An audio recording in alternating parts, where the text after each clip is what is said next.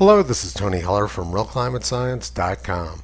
David Attenborough says that prior to 100 years ago, the climate was very stable. He must not remember 1910 when this is what Paris looked like for 2 months. During January and February of 1910, Paris looked more like Venice. The Catholic Church blamed the bad weather on the government and the wickedness of the Parisian people. They said that God was destroying Paris just like Sodom and Gomorrah. So pretty much the same story as now, except that Paris isn't flooded. And for the new climate religion, sin is measured by one's carbon dioxide emission levels. Thousands of people were starving, bridges were falling, and Paris was threatened by the danger of disease. There's nothing quite like rowing through the streets of Paris during February. Fortunately, people were still feeding the polar bears at the zoo. But on the other side of the pond in America, something completely different was occurring. March of 1910 was by far the warmest March on record in the United States. 2/3 of afternoon temperature measurements taken in the United States during March 1910 were over 60 degrees Fahrenheit. And almost 40% of days were over 70 degrees Fahrenheit. And not surprisingly, March of 1910 was by far the driest March on record in the United States. Paris was flooded, but the United States averaged less than 1 inch of rain during that month. The drought continued in the United States all through the summer, and during August of 1910, the United States had its largest forest fire on record. 3 million acres of Idaho, Montana, and Washington burned in just a few hours. There were hurricane-force winds.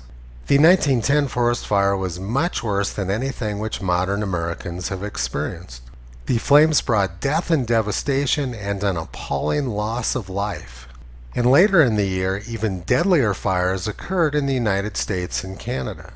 Minnesota and Manitoba had huge fires during October 1910, which killed more than 250 people.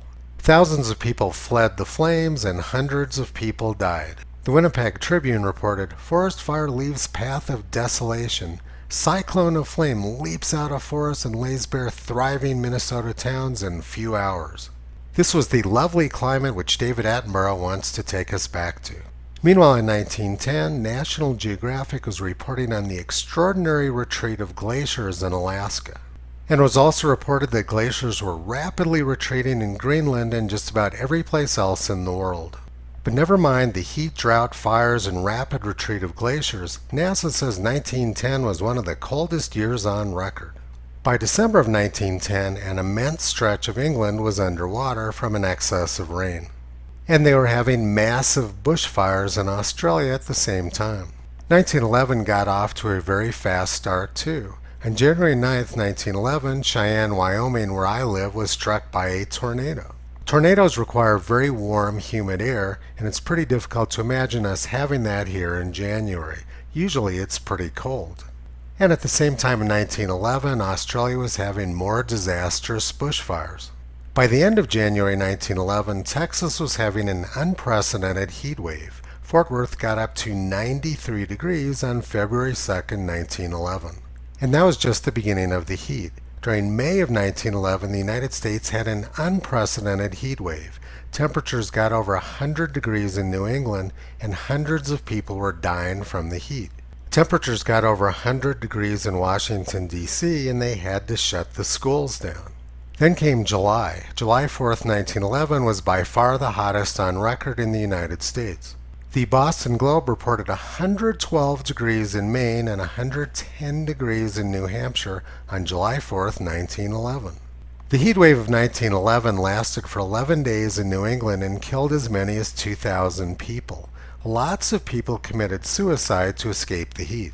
And the heat of summer 1911 was even worse in Paris. They had a 70-day heat wave which killed more than 40,000 people.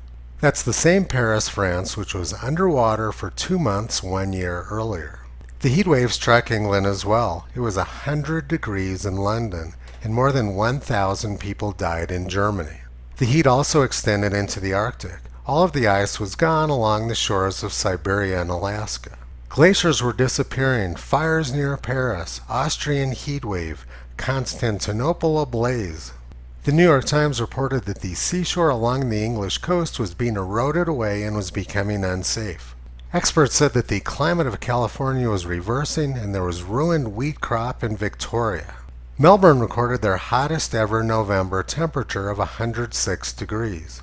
And in the middle of all this, the New York Times reported, Martians build 2 immense canals in 2 years. Vast engineering works accomplished in an incredibly short time by our planetary neighbors. The New York Times has always been big on science fiction, which is why they're such big supporters of NASA climate science. Never mind the record heat, fires, drought, and glacier retreat which was going on, NASA says 1910 and 1911 were 2 of the coldest years on record. And David Attenborough says that the climate prior to 100 years ago was very stable and very nice. It's unfortunate that Sir David, who calls himself an expert, doesn't seem to know much about either science or history. Toto has been pulling back the curtain on this clown show for the past 14 years. You can visit him, Kyrie, and Caesar on the web at realclimatescience.com.